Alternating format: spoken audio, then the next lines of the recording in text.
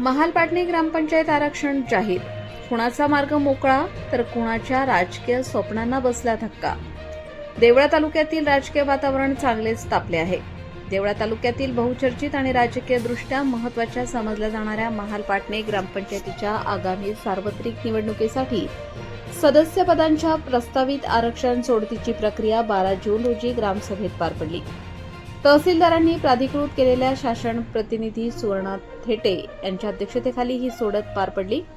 यावेळी तलाठी प्रकाश वैराळ, ग्रामसेवक नांद्रे, कोतवाल, महेश खरवले, ग्रामपंचायत कर्मचारी, इच्छुक उमेदवार आणि ग्रामस्थ मोठ्या संख्येने उपस्थित होते. एकूण 11 सदस्य पदांसाठी झालेल्या या आरक्षण प्रक्रियेत अनुसूचित जातीसाठी 1, अनुसूचित जमातीसाठी 2,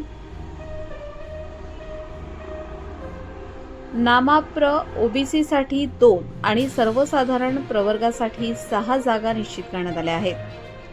प्रभागनिहाय आरक्षणामुळे अनेक इच्छुक उमेदवारांच्या राजकीय गणितात मोठे बदल होण्याची शक्यता निर्माण झाली आहे. काहींसाठी निवडणुकीचा मार्ग सुकर झाला असताना काहींच्या अपेक्षांवर पाणी फिरल्याची चर्चा गावभर सुरू आहे.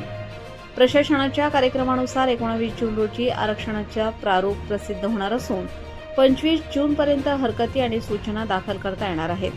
त्यानंतर सुनावणी प्रक्रिया पूर्ण करून अंतिम प्रस्ताव जिल्हाधिकाऱ्यांकडे पाठवण्यात येणार आहे. तर 10 जुलै 2026 रोजी अंतिम आरक्षण जाहीर होणार आहे. दरम्यान आरक्षणाची प्रस्तावित यादी समोर येताच गावातील राजकीय वातावरण ढवळून निघाले आहे. इच्छुक उमेदवारांच्या भेटीगाठी वाढल्या आहेत.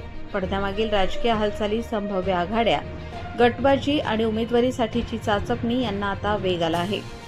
नाशिक जिल्ह्याचे लक्ष लागलेल्या या महत्त्वाच्या ग्रामपंचायत निवडणुकीत पुढील काही दिवसात अनेक राजकीय घडामोडी घडण्याची शक्यता वर्तवली जात आहे.